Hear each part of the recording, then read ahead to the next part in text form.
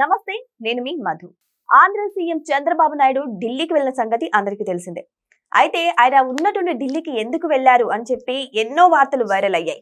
ఒకవైపు YCP party కూడా రకరకాల వార్తలు అయితే సృష్టించడం జరిగింది. ఆయన కేంద్ర కేబినెట్ ప్రక్షాళన కోసమే వెళ్లారా అన్న కొన్ని వార్తలు కూడా వైరల్ అవుతున్నాయి. మరి దీని గురించి ఈ రోజు క్లియర్ గా తెలుసుకుందాం. ప్రస్తుతం మనతో పాటు ఉన్నారు సీనియర్ జర్నలిస్ట్ సిఎస్ రావు గారు. వారిని అడిగి మరిన్ని విషయాలను తెలుసుకుందాం. నమస్కారం సార్. సార్, నారా చంద్రబాబు నాయుడు గారు ఎప్పుడైతే ఢిల్లీ వెళ్లారో రకరకాల వార్తలు వస్తున్నాయి. ఆయన దానికోసం వెళ్లారు, దీనికోసం వెళ్లారు అని. అసలు ఎందుకు వెళ్లారు సార్? కరెక్ట్ రీజన్ ఏంటి? సో డిన్నర్కి అయితే వెళ్ళారు. డిన్నర్ మీట్ జరిగింది అమిత్ షా గారితో. కేంద్ర హోంశాఖ మంత్రి అమిత్ షా గారు ఆయనతో డిన్నర్ మీట్ జరిగింది. అయితే ఆ డిన్నర్ మీట్కి వెళ్ళే ముందుగా ఎందుకు వెళ్ళారు అనే దాని మీద రకరకాల ఊహాగానాలతోటి న్యూస్ వచ్చింది. ఈవెన్ మనం కూడా ఒక వీడియో చేసాం. అయితే ఆయన టూర్ ముగించుకుని వచ్చారు. వచ్చిన తర్వాత ఎందుకు వెళ్ళారు అనే దాని మీద కొంత క్లారిటీ వచ్చింది. ఏంటంటే కేంద్ర రాష్ట్రాల్లో క్యాబినెట్ ప్రక్షాళన జరగబోతుంది. కేంద్రంలో జరగబోతుంది, రాష్ట్రంలో జరగబోతుంది. ఎందుకంటే కేంద్రంలో ఎన్డీఏ, రాష్ట్రంలో కూడా ఎన్డీఏ. ఇప్పుడు కేంద్రంలో ఇద్దరు ఆంధ్రప్రదేశ్ సంబంధించినటువంటి మంత్రులు ఉన్నారు. ఎవరు? రామ్మోహన్ నాయుడు గారు, అలాగే పెమ్మసాని చంద్రశేఖర్ గారు. వీళ్ళిద్దరూ మినిస్టర్స్గా ఉన్నారు. అయితే రాబోయేటువంటి రోజుల్లో ఒకవేళ షఫ్లింగ్ చేస్తే, మార్చాల్సి వస్తే ఎవరిని మార్చాలి అనే దాని మీద ఒక చర్చ జరిగి ఉండవచ్చు వాళ్ళిద్దరి మధ్య అనేది బయటకు వస్తుంది. వాళ్ళిద్దరిలో ఎవరు చెప్పరు కదా. చంద్రబాబు గారు చెప్పలేదు, ఇటు అమిత్ షా గారు చెప్పలేదు. కాకపోతే వాళ్ళు ఒక నిర్ణయానికి కూర్చుంటారు. కేంద్ర కేబినెట్ ప్రక్షాళన అంటే భాగస్వామ్య పక్షాలకి ఇంటిమేట్ చేస్తారు. ఇంటిమేట్ చేసి ఇంకో ఎక్స్-పర్సన్ని మేము పక్కన పెట్టాలనుకుంటున్నాము, మరి మీ ఆప్షన్ ఏంటి అని అడుగుతారు. సో అలాంటిది వాళ్ళిద్దరి మధ్య చర్చకి వచ్చి ఉండొచ్చు అనేది ఒకటి. So at the same time reciprocal రాష్ట్ర క్యాబినెట్ పరిస్థితి. రాష్ట్రంలో క్యాబినెట్ కూడా పనితీరు సరిగ్గా లేదనేది చంద్రబాబు నాయుడు గారు గత కొంతకాలంగా అప్పుడప్పుడు మాట్లాడుతూ ఉన్నారు, ఇండికేషన్స్ ఇస్తూ ఉన్నారు సహచర మంత్రులకి. అయినప్పటికీ కొంతమంది మార్చుకోవాలి. సో వాళ్ళని మార్చాల్సినటువంటి పరిస్థితి ఆయనకు కూడా ఏర్పడింది. ఎందుకనంటే ఇప్పటి వరకు ఈ 16-17 నెలల్లో అనేకమైనటువంటి సంక్షేమ కార్యక్రమాలు చేపట్టారు, అభివృద్ధి కార్యక్రమాలు చేపట్టారు. దాన్ని ప్రచారం చేసుకోలేకపోతున్నారు. చేసినంతగా ప్రచారం చేసుకోలేకపోతున్నారు. ప్రచారం మీన్స్ మీడియాలో కాదు, మీడియాలో చేస్తున్నారు. కానీ చేయాల్సింది ఎక్కడ? గ్రౌండ్లో చేయాలి. ప్రజల దగ్గరికి వెళ్ళి చెప్పాలి. ఇప్పుడు ప్రత్యర్థి పార్టీలు ఏం చెప్తున్నాయి? చంద్రబాబు నాయుడు గారు ఇచ్చినటువంటి హామీలు నెరవేర్చలేదు అని చెప్తున్నారు. ఆయన హామీలు అన్నారు, సూపర్ 6లు అన్నారు. సూపర్ 6లు ఎక్కడ అమలు చేశారు అని అంటున్నారు. అమలు చేశాము అని చెప్పే బాధ్యత ఎవరి మీద ఉంది? ఎమ్మెల్యేల మీద ఉంది, అలాగే మంత్రుల మీద ఉంది, లేదా ఇన్ఛార్జీల మీద ఉంది. ఇన్ఛార్జి మంత్రులు, ఎమ్మెల్యేలు వీళ్ళు చెప్పాలి. ప్రజల దగ్గరికి వెళ్ళి మేము అమలు చేసాము, మేము ఇచ్చినట్టు హామీలు ఇవి, మేము అమలు చేసామని చెప్పాలి. 1వ తారీఖు పెన్షన్లు ఇస్తున్నారు. 4,000 రూపాయల పెన్షన్లు అందరికీ తెలుసు కదా, ఇస్తున్నారు కదా. అన్నదాత సుఖీభవ పథకాన్ని అమలు చేస్తున్నారు. సిలిండర్లు, ఉచిత సిలిండర్లు ఇస్తున్నారు. తర్వాత తల్లికి వందనం అది ఇస్తున్నారు కదా. సో ఇవన్నీ, ఉచిత బస్సు, తర్వాత బీసీలకు రక్షణ కల్పించేటువంటి చట్టం, ఇవన్నీ ఆయన ఏదైతే సూపర్ 6లు చెప్పారో అవి ఇంప్లిమెంట్ చేస్తున్నారు. ఇంప్లిమెంటేషన్లో ఎక్కువ తక్కువలు, లేదంటే కొన్ని ల్యాప్సెస్ ఉండొచ్చు. ఏదైనా ఒక మ్యాసివ్ స్కీమ్స్ ఇంప్లిమెంట్ చేస్తున్నప్పుడు డెఫినెట్గా లోపాలు ఉంటాయి. అది పరిగణలోకి తీసుకోకుండా అసలు అమలు చేస్తారా లేదా చూసుకుంటే కనుక, ఇప్పుడు ఆయన ఏదైతే చెప్పారో అవి అమలు చేస్తున్నారు. మరి ఇది చెప్పడానికి ప్రజల మధ్యకి వెళ్ళాలి కదా. వీళ్ళు ప్రజల మధ్యకి వెళ్ళలేకపోతున్నారు. ప్రజల మధ్యకు వెళ్ళలేనటువంటి పరిస్థితుల్లో క్యాబినెట్ ఉంది, క్యాబినెట్లో ఎక్కువ భాగం ఉంది. దానికి కారణం ఏంటంటే అనుభవం లేనటువంటి వాళ్ళని తీసుకోవడం ఒక కారణం అని చెప్పేసి భావిస్తూ ఉన్నారు చంద్రబాబు నాయుడు గారు. అందుకే చాలా సందర్భాల్లో చెప్పారు, మీకు ఫస్ట్ టైం మినిస్టర్ ఇచ్చారు, అది మీరు అవగాహన పెంచుకొని దాన్ని డెవలప్ చేయాలి అని చెప్తూ వచ్చారు. బట్ సర్వేలలో కొంతమంది వెనకబడ్డారు. దాదాపు ఒక 5-6 మంత్రులు ఇవాళ తీసేయాల్సిన పరిస్థితి. క్యాబినెట్లో పక్కన పెడతారనేటువంటి టాక్ చాలా బలంగా కొంతకాలంగా వినిపిస్తూ ఉంది.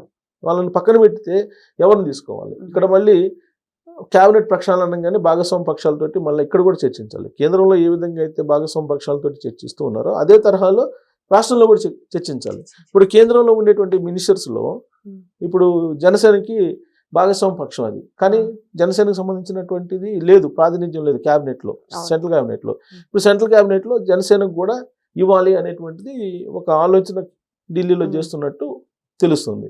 మరి ఎవరికి వచ్చే అవకాశం ఉంది? ఒకవేళ జనసేనకి కనుక ఇస్తే నాగబాబు గారికి అని చెప్తున్నారు. ఇప్పుడు నాగబాబు గారికి ఆల్రెడీ స్టేట్ క్యాబినెట్లో తీసుకోవాలని చెప్పేసి చాలా కాలంగా అనుకుంటున్నారు. ఆయనకి ఎమ్మెల్సీ ఇచ్చారు, మరి స్టేట్ క్యాబినెట్లో ఇంకా స్థానం లభించలేదు అనేది. ఒకటి మాత్రం ఖాళీ ఉంది, మినిస్టర్ ఖాళీ ఉంది క్యాబినెట్లో, కానీ దాన్ని ఫిలప్ చేయాల, అలానే ఉంచారు. సో ఎందుకు అలానే ఉంచారంటే వాళ్ళకి స్ట్రాటజీస్ ఏదో ఉంటాయి. సో ఇప్పుడు నాగబాబు గారిని సెంట్రల్ క్యాబినెట్లోకి తీసుకునే అవకాశం, సహాయ మంత్రిగా తీసుకునేదానికి ఛాన్సెస్ ఉన్నాయి అనేది ఒకటి వినిపిస్తుంది. ఇన్ కేసు జనసేన నుంచి సహాయ మంత్రిగా తీసుకుంటే అప్పుడు ముగ్గురు అవుతారు. ఇప్పుడు ఆల్రెడీ తెలుగుదేశం పార్టీకి 2 ఉన్నారు, కానీ ఒకే రాష్ట్రానికి మూడు ఇస్తారా అంటే సరే భాగస్వామ్య పక్షాలు ఈక్వేషన్లో తీసుకుంటే ఇవ్వచ్చు. కాకపోతే ఈ మధ్య కాలంలో ఇండిగో ఇష్యూ వచ్చింది. ఇండిగో ఇష్యూ వచ్చినప్పుడు రామ్మోహన్ నాయుడు గారి మీద కొంత ఏదో ఒక సెక్షన్ ఆఫ్ బీజేపీ పీపుల్ అసహనంగా ఉన్నారు, అసంతృప్తిగా ఉన్నారు.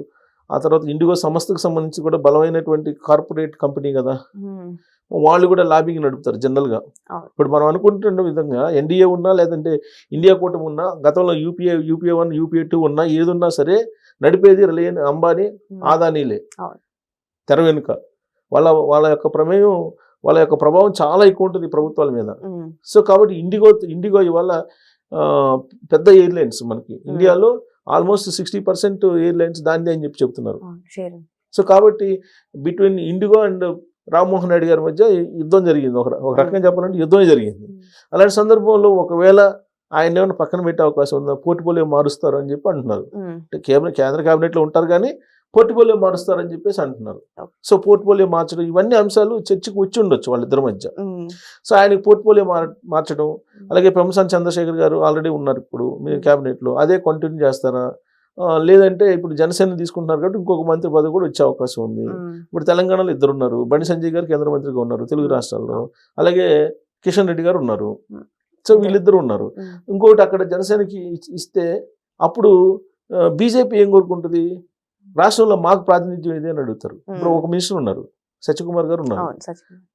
సో ఆయన వైద్య ఆరోగ్య శాఖ ఉన్నారు. ఇప్పుడు ఆయన్ని ఒకవేళ పోర్ట్ఫోలియో మారుస్తారా? లేదంటే అదే పోర్ట్ఫోలియో కంటిన్యూ చేసి ఇంకొకరికి కూడా మాకు అవకాశం ఉంది బీజేపీ వాళ్ళకి అని చెప్పి అడుగుతారా వాళ్ళు? అది కూడా ఉండొచ్చు. ఇప్పుడు ఒకవేళ బీజేపీ వాళ్ళకి కనుక అనుకూలంగా వాళ్ళు కనుక మాకు ఒకటి కావాలని చెప్పేసి క్యాబినెట్లో చెప్తే చంద్రబాబు నాయుడు గారు కాదనలేరు. సో అయితే ఎవరికి ఇస్తారు? ఇప్పుడు సుజనా చౌదరి గారు చాలా కాలం నుంచి ఆయన ప్రయత్నం చేస్తున్నారు. సుజనా చౌదరి గారు యాక్చువల్గా అమరావతి విషయంలో కానీ లేదా ఆంధ్రప్రదేశ్ గురించి కానీ ఆయన చాలా ప్రయత్నాలు చేసి పోరాడారు. ఇప్పుడు బీజేపీలో ఉన్నారు ఆయన. ఇప్పుడు ఆయనకి మంత్రి పదవుల్లో ఇచ్చే అవకాశం ఉందని చెప్పి కూడా అంటున్నారు. లేదు, ఇప్పుడు ఆల్రెడీ అక్కడ బీసీకి ఇచ్చున్నారు బీజేపీలో. సో కాబట్టి ఇప్పుడు ఓసీకి ఇవ్వాలి కాబట్టి ఇచ్చే అవకాశం ఉంది. సో కృష్ణా జిల్లాకు ప్రాతినిధ్యం తగ్గిందని కూడా ఒక వర్షన్ ఉంది, దాన్ని కూడా ఫిలప్ చేసినట్టుంటుంది, బీజేపీకి ఇచ్చినట్టుంటుంది అనే ఈక్వేషన్లో సుజనా చౌదరి గారికి ఇవ్వచ్చు. ఇట్లా రాష్ట్ర కేంద్ర క్యాబినెట్కి సంబంధించిన ప్రక్షాళన అయితే జరగబోతుంది. అది సంక్రాంతికి ముందా సంక్రాంతి తర్వాత జరుగుతుందా అనేది మాత్రం చూడాలి, లేదా సంక్రాంతి సందర్భంగా జరుగుతుందా అనేది కూడా. బట్ చంద్రబాబు నాయుడు గారు ఢిల్లీ టూర్కి సంబంధించి ప్రధానంగా క్యాబినెట్కి సంబంధించినటువంటి అంశాల మీదనే మాట్లాడుకోవడానికే అనేది ఒకటి. రెండు ఏంటంటే దక్షిణ భారతదేశంలో ప్రధానంగా తమిళనాడు ఎలక్షన్స్ ఉన్నాయి, దాని గురించి మాట్లాడటానికి, అలాగే రాష్ట్రంలో ఇంటర్నల్ గా జరుగుతున్నటువంటి పాలిటిక్స్, కేసులు అప్డేటు, లిక్కర్ స్కామ్ కానీ ఇవన్నీ కేసులు అప్డేట్ ఉన్నాయి. కల్తీ నెయ్యికి సంబంధించి కానీ, పరకాణి కేసు కానీ, ఇవన్నీ కేసులు అప్డేట్కి సంబంధించి. ఎందుకంటే కేంద్ర హోంశాఖ కాబట్టి ఆయన దగ్గర రిపోర్ట్స్ ఉంటాయి, వాటిని కూడా ప్రస్తావించుకొని ఉండవచ్చు. అయితే ఇవి కాకుండా ఇంపార్టెంట్ ఏంటంటే వర్షాకాల సమావేశాలు ప్రారంభమవుతున్నాయి, శీతాకాల సమావేశాలు, ఇది పార్లమెంటు. సో పార్లమెంట్ సమావేశాలు ప్రారంభమవుతున్న క్రమంలో మీకు గెజిట్, ఇప్పుడు అమరావతికి గెజిట్ లేదు ఇంతవరకు. సో అమరావతికి గెజిట్ ఇప్పించాలని చెప్పి ఒక ప్రపోజల్ చంద్రబాబు గారు పెట్టారు, అంతకుముందు కూడా పెట్టారు. అయితే ఎప్పటి నుంచి ఇవ్వాలి, 2014 నుంచి ఇవ్వాలా, ఎప్పటి నుంచి ఇవ్వాలనే దాని మీద కొంత కన్ఫ్యూజన్ ఉంది సెంట్రల్ గవర్నమెంట్లో. సో అందుకు ఆ క్లారిటీ కూడా ఇచ్చారు చంద్రబాబు నాయుడు గారు ఇచ్చినట్టు ఇవాళ పేపర్లో వచ్చింది. 2024 నుంచి ఆంధ్రప్రదేశ్ రాజధాని అమరావతిని గుర్తిస్తూ గెజిట్ ఇవ్వండి అని చెప్పినట్టు తెలుస్తుంది. సో అది కూడా కీలకమైన అంశమే. పైగా రిపబ్లిక్ డే మొత్తం కూడా ఈసారి అమరావతిలోనే జరుపుతున్నారు. గణతంత్ర దినోత్సవాలని ఫస్ట్ టైం అమరావతిలో జరుపుతున్నారు, రాష్ట్ర రాజధాని అమరావతిలో జరుపుతున్నారు. దానికి సంబంధించి ఏర్పాట్లు కూడా చేస్తున్నారు. ఈ లోపుగానే గెజిట్ వచ్చిన ఆశ్చర్యపోవసరం. సో కాబట్టి ఈ ఇంపార్టెంట్ అంశాలు దీంట్లో ప్రధానంగా ఏంటంటే క్యాబినెట్ ప్రక్షాళన. రాష్ట్ర క్యాబినెట్లో మాత్రం 5-6 ఇప్పుడు ఉండేటువంటి వాళ్ళు పదవి నుంచి తప్పుకోవాల్సిన పరిస్థితి ఏర్పడుతుంది క్యాబినెట్లో. వాళ్ళ ప్లేస్లో కొత్త వాళ్ళకి అవకాశం ఉంది. వాళ్ళలో ఉత్తరాంధ్రకు సంబంధించిన 2, రాయలసీమకు సంబంధించినటువంటి 2, కోస్తాకు సంబంధించినటువంటి ఒకళ్ళు ఖచ్చితంగా వైదొలగాల్సిన పరిస్థితి ఏర్పడవచ్చు. కేంద్రంలోనేమో చిన్న స్వల్ప మార్పులు ఉండొచ్చు. సో ఏదేమైనా సరే నారా చంద్రబాబు నాయుడు గారు ఢిల్లీకి వెళ్ళడానికి కారణాలు విపరీతంగానే వినిపిస్తున్నా సరే కేంద్ర క్యాబినెట్ ప్రక్షాళనే ఎక్కువగా వినిపిస్తుంది. అయితే మరి చంద్రబాబు నాయుడు గారు వచ్చిన తర్వాత దాని గురించి క్లారిటీ ఇస్తే తప్ప ఎవరికి క్లారిటీ లేదు. మరి వెయిట్ చేసి చూద్దాం దీని గురించి ఏ వార్త నిజం అవుతుందా అని. Thank you so much. Thank you.